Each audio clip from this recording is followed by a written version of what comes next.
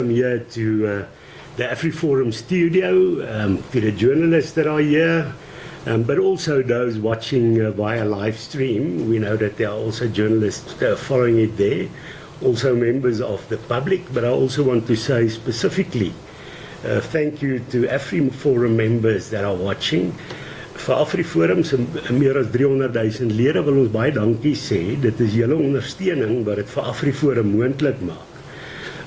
Om te veg vir geregtigheid hier in Suid-Afrika en ook om 'n toekoms te bou waarin ons kinders op 'n basis van wederwysige erkenning en respek met ander gemeenskappe in hierdie land ook 'n toekoms kan hê. So baie dankie daarvoor. Wat ons doen is die krag wat julle vir ons gee om ons sterker te maak. Just back to the topic of today, to my left is 𝐿𝐮𝐬𝐫𝐞, who's the head of public relations at AfriForum. He will be doing the most of the talking today.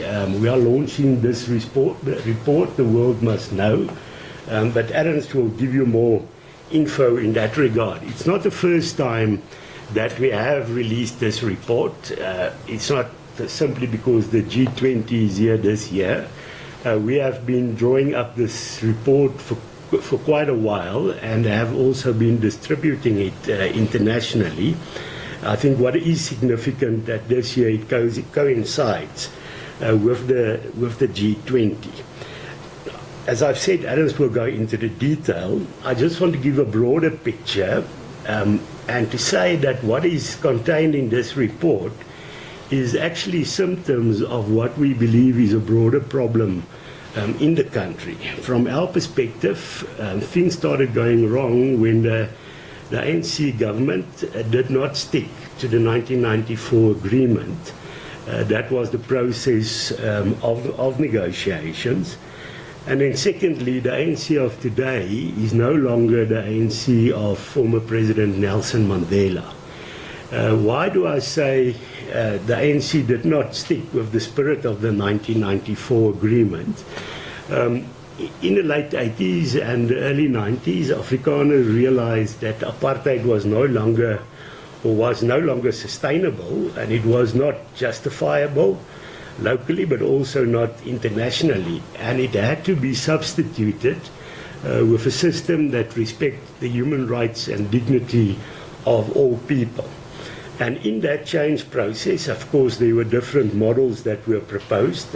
I personally was in favor of a more federalist new dispensation, but in the end, a centralized dispensation prevailed under ANC control. But despite the fact that the centralized system prevailed, the premise was that under the new dispensation, all communities would have a future, also in terms of preserving their culture.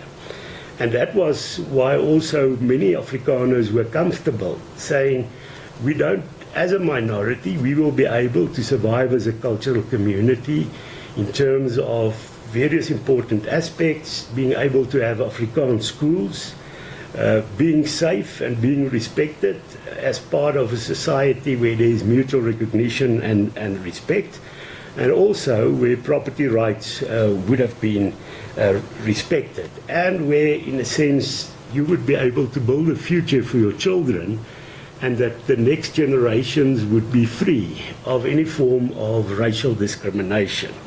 That was the premise. After the Nelson Mandela, or the era of former President Nelson Mandela, we've seen an escalation in corruption, but we've also seen a move away from specifically the agreement, the spirit of the agreement of 1994.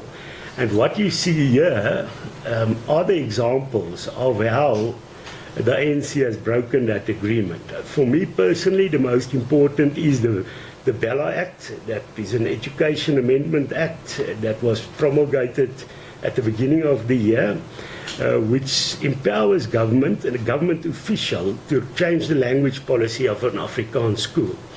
And because Afrikaners don't have traditional areas, Afrikaans schools plays a central role in the preservation of cultural communities and the functioning of cultural communities. And that specifically, for me, was the biggest act of aggression by the ANC-led government against the Afrikaans-speaking people broadly, but also the Afrikaner community. And I think that is where polarization has been escalated. But we must realize the polarization in this country should not be confused that it is Afrikaners or AfriForum or a large number of Afrikaners that are angry with the country and the country's people. Most definitely not. If one has that argument, you are equating the ANC leadership with the country, and that is not true. The fact is they have now become a party, less than half people vote. Half the people vote, they don't have a majority there, and they are losing support even further. So if we, in a dispute with the political elite, we're actually fighting for the interests of the ordinary people in this country. That is with regard to the Bella Act. Of course, the Kill the Boer, Kill the Farmer chant that calls for ethnic violence against Afrikaners is also in this report. Ernst will refer to that. But I think the big problem is, if this was in the Mandela era, this would have been condemned. But what we are seeing now is President Cyril Ramaphosa refusing flatly to condemn this call for ethnic violence. And secondly, we don't ask for special treatment. In terms of farm murders, we want farm murders to be treated like any other crime category that is disproportionate. We know in terms of the gang violence, we see it's declared as a priority crime. Even in terms of rhino poaching, is a priority crime. It doesn't mean those crimes are more important. It means it's a specific kind of crime that needs a specific approach to solve that specific category of crime. But government refuses to do so. In terms of the Expropriation Act, we've seen that it was signed in secret by President Ramaphosa. We wrote to him in April last year asking him to refer it back to Parliament, specifically two sections of that Act. Section 12.3 that allows for expropriation without compensation, Section 19.2 that allows expropriation before you can go to court, and it should be the other way around. The fact the President knew that this was unconstitutional, but in the interest of his party, he just went ahead at the cost of the ordinary people in this country. And he has now acknowledged in the court case we have against government that Section 19.2 should change, that you should be able to go to court before expropriation can take place.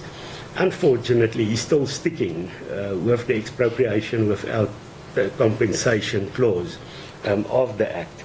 And then, of course, we've seen racial legislation becoming permanent. If you look at the international law, the International Labour Organization says these kind of measures should be temporary of nature. And now, 31 years along the line, we see the ANC actually escalating the racial legislation. But Ernst will give you more info in that regard. Ernst, you're welcome. Thank you very much, 𝐶𝐿𝐵. Good morning. I'm Ernst van Zyl, Head of Public Relations at AfriForum. And today we are publishing the new The World Must Know report. And as 𝐶𝐿𝐵 correctly stated, this is not the first report of this kind. In 2020, we released a similar report documenting many decades of the persecution of minorities in South Africa. And then in 2022, we released another one. And now in 2023 is our latest one. And in the future, we will continue to release these types of reports, seeing as there's so much denialism from the government and many of its allies regarding the issues contained in this report. Just this week, or in the past 7 days, we've had the South African government's official X account on social media stating that there are no racially discriminatory laws in South Africa, which is just a blatant lie. We've had the President of South Africa claiming in the past that there are no murdering of farmers or white farmers in South Africa, his words, direct quote. And we've had many government officials denying the policies that they are enacting exist, or that the policies that they are enacting are discriminatory in any way, even though it can be proven that they are discriminatory. We've seen in the past 7 days as well desperate censorship attempts from the government, tearing down banners that expose uncomfortable truths about the government's race laws, such as we saw with Solidarity's banner being torn down in Johannesburg. And this is not the first desperate attempt to cover up the truth by the government. And as the saying goes, there are decades where nothing happens, and there are weeks where decades happen. And 2025 has definitely been a year where decades have happened. Unfortunately, one of those happenings has been a serious diplomatic crisis developing and escalating in South Africa between the South African government and the Trump administration. And I don't think it's a stretch to say that this is probably the most serious diplomatic crisis in South Africa post-1994. And it keeps worsening, thanks to the ANC-led government's reckless behavior, continued reckless behavior, and denialism. And in 2025, a bright spotlight was shone on inconvenient truths about South Africa on the international stage, and it continues to be shone through reports like this, through different reporting on what's happening in South Africa, through alternative media, through those brave enough to speak out, despite the government's best efforts. And the reaction in 2025 from most international observers to what they saw being revealed in South Africa was shock, outrage, and disgust. There was nowhere for the ANC-led government and its allies to hide. And except the only real place where they could hide was to desperately and baselessly claim that all these revelations about what's happening under their watch is quote-unquote misinformation. They never give any examples or proof that it is misinformation, just simply that you have to take their word for it, that it's misinformation. The only problem was they had to try and convince the international observers and those on the outside looking in that they should not believe their lying eyes. A challenging thing to try and do. And on the other hand, it's one thing to try and challenge Donald Trump in regards to the international stage. It's a whole different ballgame to try and challenge and take on reality itself, telling people to not believe what they're seeing and what they're hearing, that they can clearly see to be the truth. In 2025, reality did quite a lot of bullying of those who try to deny reality. It is within this context of increasing international pressure on the ANC and the South African government that AfriForum compiled yet another detailed, meticulously sourced The World Must Know report. This report, like previous reports of the same name, documents in detail how Afrikaners and other minorities in South Africa are being targeted, attacked, scapegoated, excluded, and discriminated against in South Africa, chiefly by the government. Every claim made in this report is backed up by at least one source. So the desperate accusations of misinformation are not going to stick.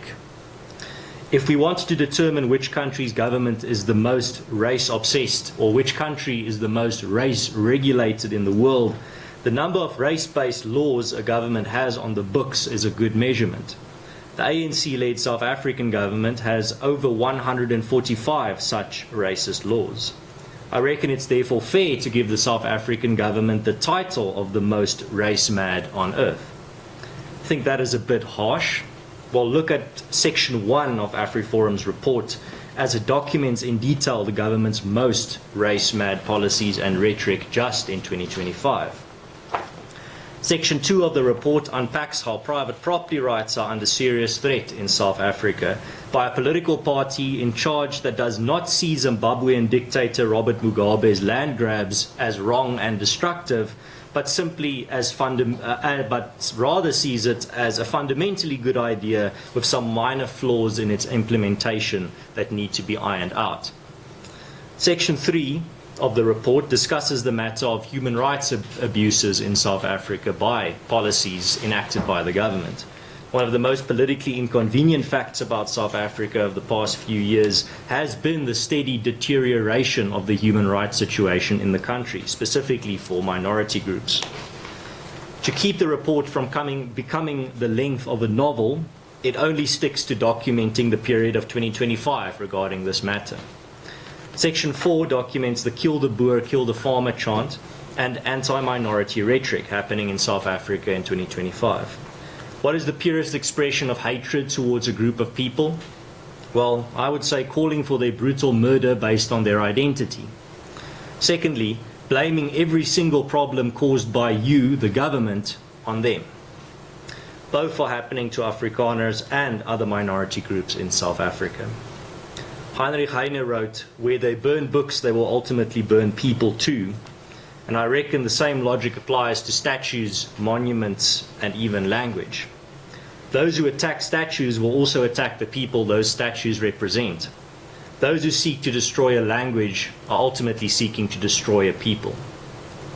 Therefore, Section 5 and Section 6 of AfriForum's report documents the attacks on minority language, heritage, monuments and statues in 2025.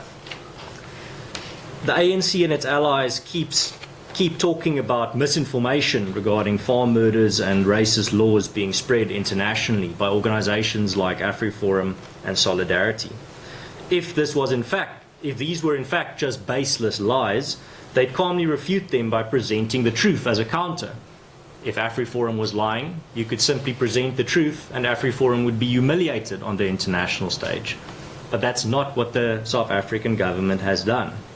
That's not been their response at all. The response from the ANC-led South African government has been simply screaming about misinformation without evidence, tearing down banners that were put up legally, and even a treason investigation into AfriForum and Solidarity. Now I must ask you, is that the behavior of someone who knows that they have truth on their side? No. That is the behavior of someone trying to cover up the fact that they do not have truth on their side. And I want to use this opportunity to address the ANC cadre or cadres who I know are listening in to AfriForum's different media conferences and videos. Your response has been to AfriForum and Solidarity has been this hysterical and desperate because AfriForum and Solidarity are in fact speaking the truth and you know it. That's the only conclusion to be taken from how you've reacted to how AfriForum and Solidarity are exposing what's happening in South Africa. AfriForum's report demonstrates how the human rights situation in South Africa, especially regarding minority rights, has continued to deteriorate in 2025.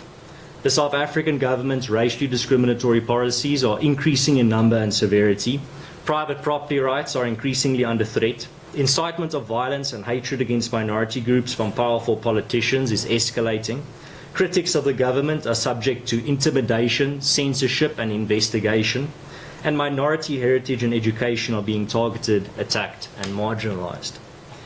It has become imperative that all individuals, countries, organizations and institutions in South Africa and abroad that stand for human rights, in particular minority rights, take a firm stand against the South African government for its discriminatory policies, attacks on private property rights, and for the hateful, violent rhetoric against minorities that is flourishing under its watch. Incitement of violence that the President to this day refuses to condemn in any way. AfriForum's new The World Must Know report can be found at www.theworldmustknow.co.za, and you can help AfriForum get the truth out about South Africa by downloading the report, reading it, and also sharing it, as well as sharing this presentation and conference. You can also strengthen our efforts by becoming a member by going to our website.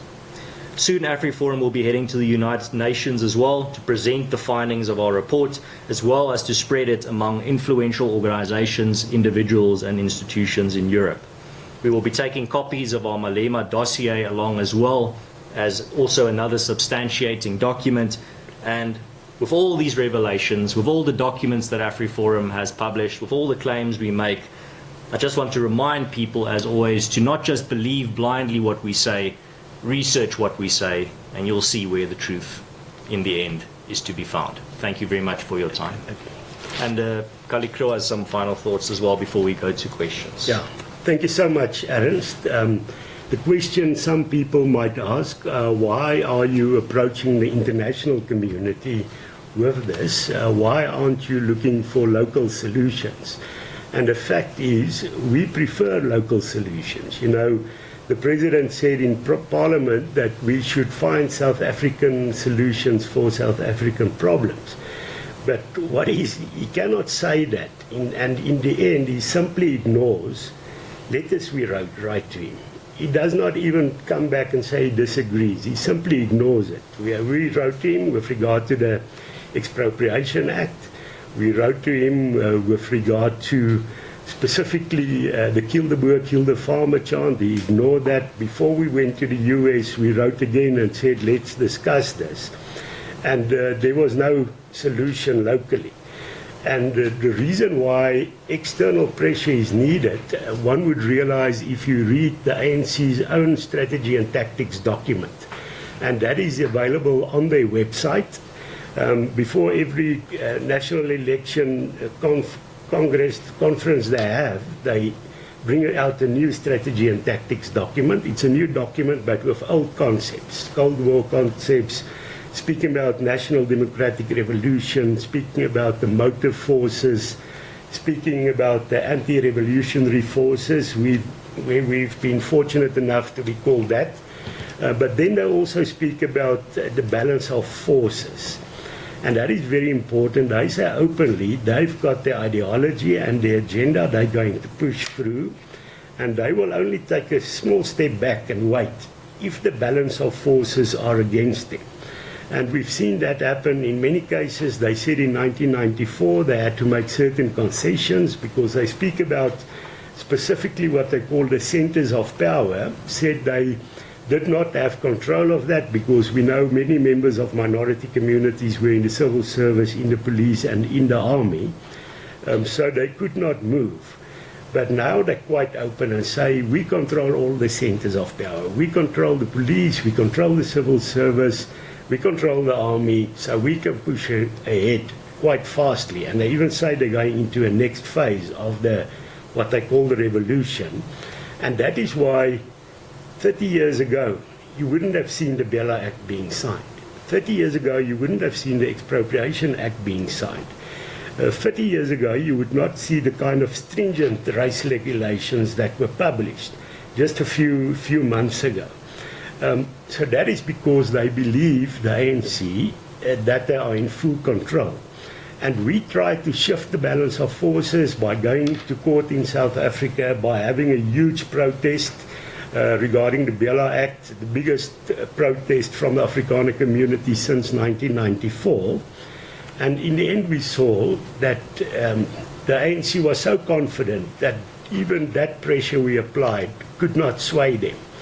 And then it leaves you with a situation you have no other choice but to say, how can the pressure become bigger to try and bring some balance in our society, to save our society from going the Zimbabwean route, because they are doing this expropriation without compensation under the guise of helping the poor.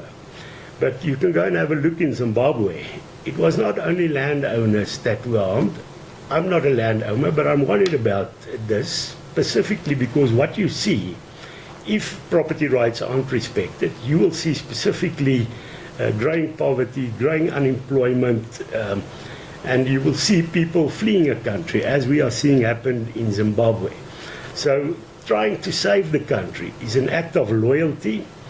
Trying to say efforts to infringe property rights is misinformation, and siding with the ANC, you are being disloyal to the normal people of this country that would be harmed through these policies. That is the one reason going to the international community. Secondly, the international community, of course, it's in their own interest.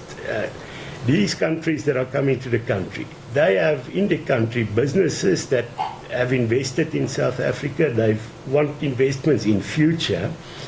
So if they're going to see property rights aren't safe, it's also going to harm their own countries.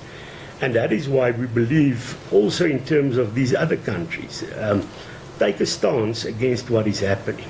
And of course, we know various countries have various different approaches. We would see the USA being at the moment much more vocal and open about this. But make no mistake, European countries might be smiling to the ANC when they meet them.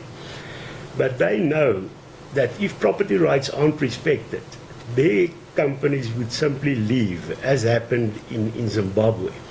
And then one should ask, what is the better option? Just staying quiet and leaving and harm the people? So we're also calling on those countries that are not vocal publicly, that work through diplomatic channels.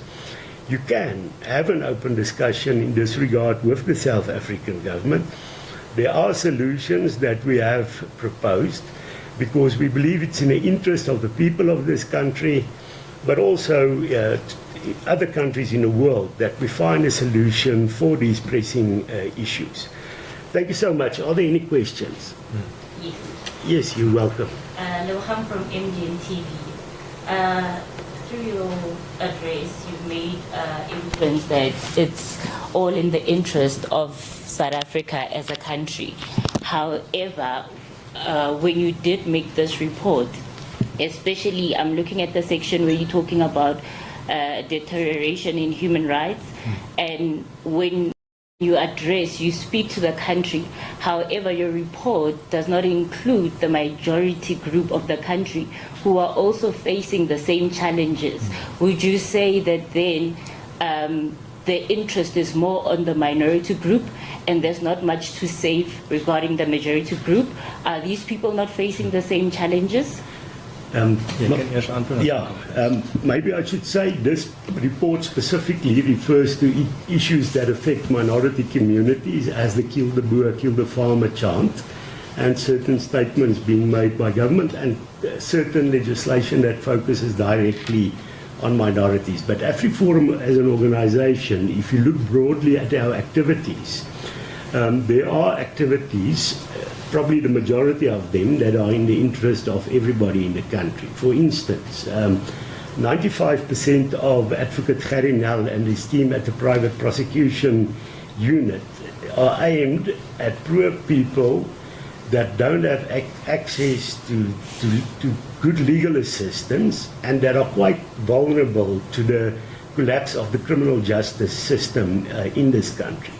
So that issue is something that hugely affects everybody in the country, and therefore we help with that. We know that poverty is a huge problem, especially in rural communities. That is why AfriForum was involved to form 4 weeks ago a cultural community network that involves traditional leaders from a variety of organizations that have joined projects. Yesterday we had training in the Eastern Cape in how to grow seedlings.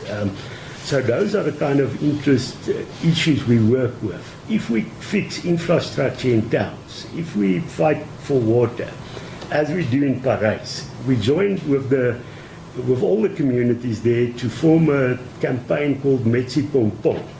And when we provide water, we also provide water to the townships. When we fix potholes in the country, we don't put up a banner, only Afrikaners can drive in this lane.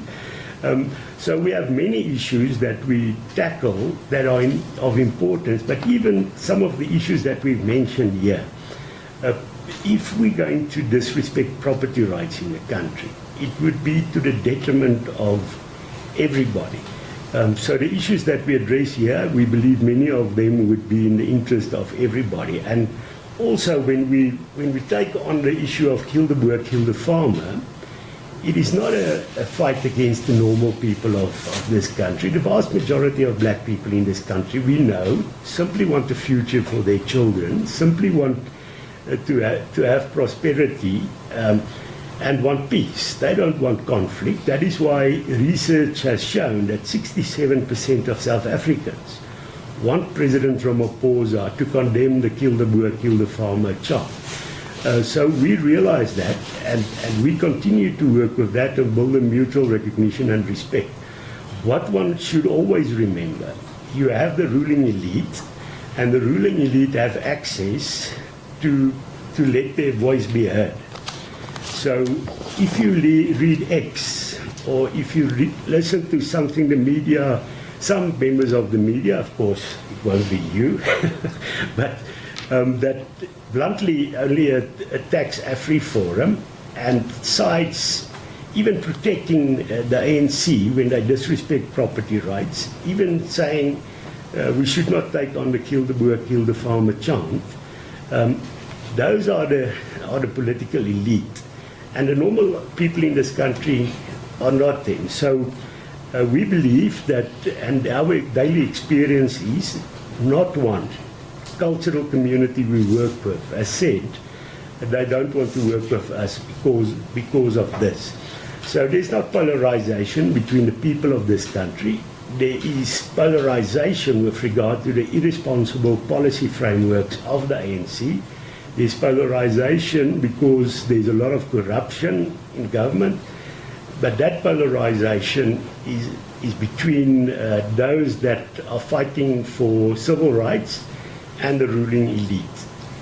And to add also in regards to why does this report focus on human rights violations, specifically regarding the minority communities, is the fact that many of the issues documented in this report are outrightly denied by the government that they even exist. So the issue of farm murders, the President has not retracted or apologized for his comment that there are no murdering of farmers in South Africa.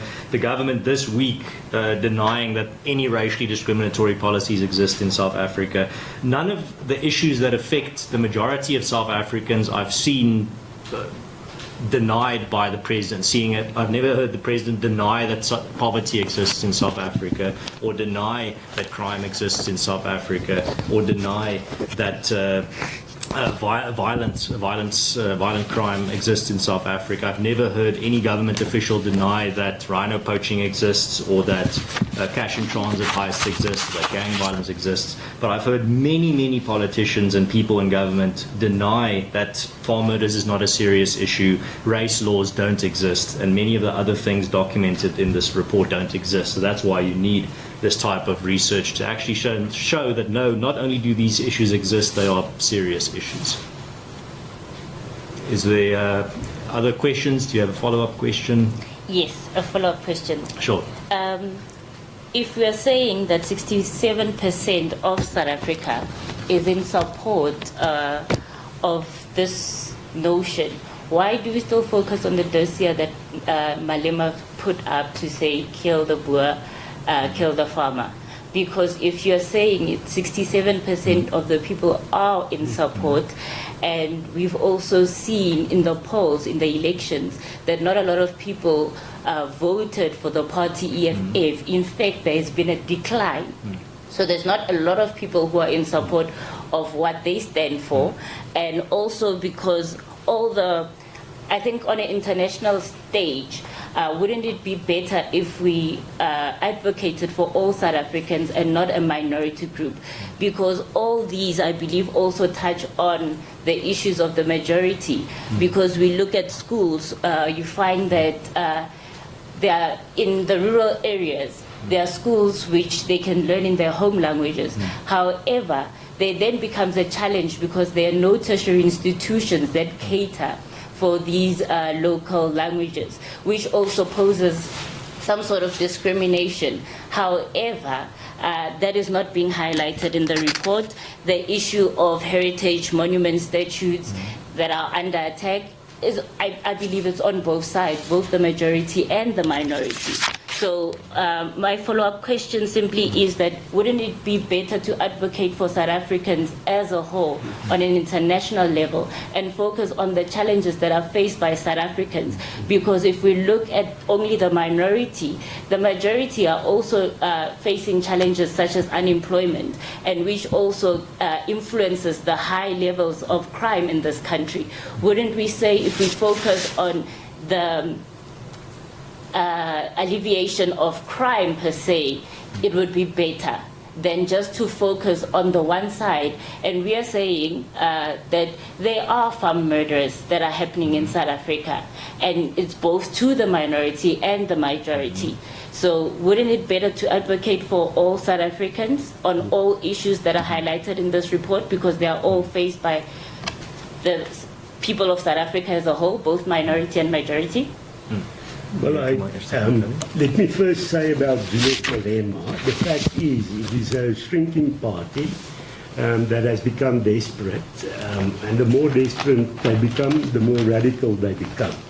But the problem is with the infringement of dignity of people, you only need a few people to infringe on your dignity. If my 4 children here, somebody thinks that they should be killed on the basis of their ethnicity, for me that is a serious problem.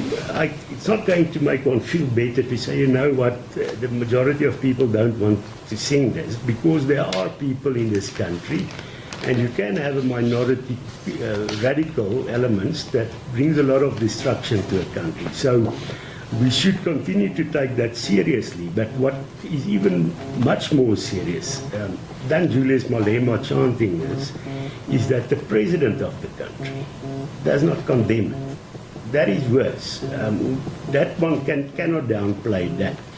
With regard to advocating for the country, that is actually exactly what we are doing. And we believe one can have a two-pronged approach. And if you're going to read AfriForum Civil Rights Manifesto, what our organization is based upon, I think it's within our calling. We have an obligation also to the communities where we come from, those that support us, our membership base, that we can openly make sure that the government sticks to the 1994 agreement in terms of also building a future for Afrikaners.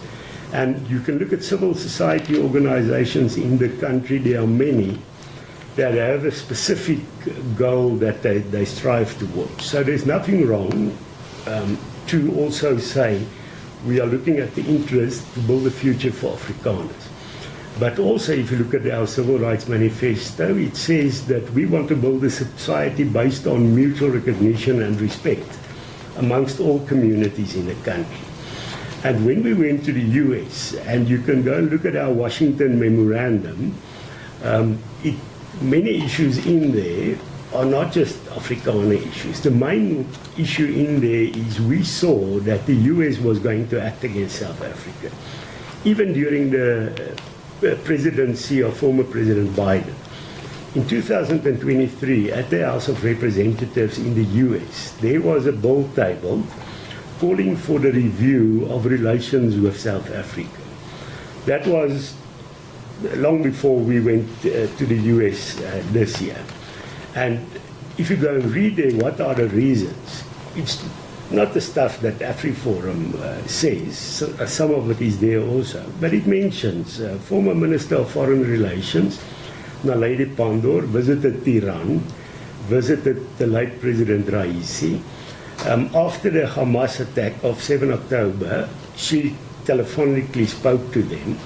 You had Nomvula Mokonyane mocking the US consulate in Johannesburg, saying this is great that Sandton Drive is going to change to Leila Khalid. Now the Americans will have to put that street name on.